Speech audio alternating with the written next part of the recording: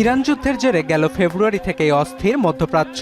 বিভিন্ন সময় ইরানি ভূখণ্ডে যুক্তরাষ্ট্রের হামলার জবাবে উপসাগরীয় দেশগুলোর মার্কিন ঘাঁটিতে পাল্টা হামলা চালায় ইরানের বিপ্লবী গার্ড কর্পস।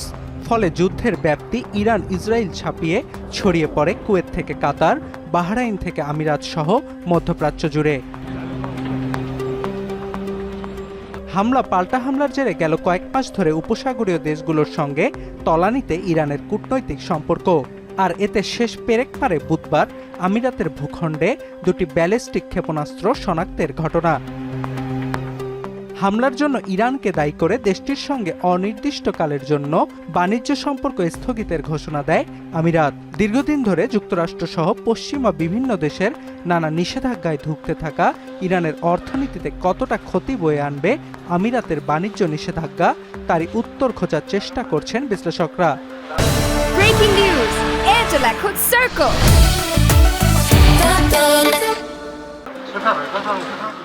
বিশ্লেষকরা বলছেন, এখন পর্যন্ত আরোপিত যে কোনো মার্কিন নিষেধাজ্ঞার চেয়ে আমিরাতের বাণিজ্য নিষেধাজ্ঞা ইরানের জন্য সবচেয়ে বেশি ক্ষতির কারণ হবে। কেননা সাম্প্রতিক বছরগুলোতে তেহরানের সবচেয়ে গুরুত্বপূর্ণ বাণিজ্যিক অংশীদার হয়ে উঠেছে দুবাই। চীন তুরস্ককে ছাপিয়ে ইরানের বার্ষিক আমদানির প্রায় 1/3 সরবরাহ করে আমিরাত। অবজারভেটরি অব ইকোনমিক কমপ্লেক্সিটি ওইসির তথ্য বলছে, 2023 সালে আমিরাত ও ইরানের মধ্যে দ্বিপাক্ষিক বাণিজ্যের পরিমাণ ছিল $620 কোটি। এর মধ্যে ইরানে আমিরাতের রপ্তানির পরিমাণ ছিল প্রায় $580 কোটি, আর ইরান থেকে প্রায় $45 কোটি পণ্য আমদানি করে আমিরাত।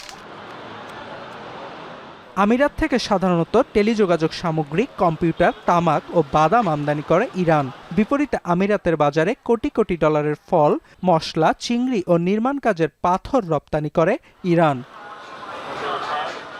পশ্চিমা দেশগুলোর একের পর এক নিষেধাজ্ঞায় যখন জবুথবু ইরানের অর্থনীতি, তখন 2024 সালে আবুধাবিতে নিজেদের বাণিজ্য সম্পর্ক জোরদারে যৌথ বৈঠকে বসে আমিরাত ইরান।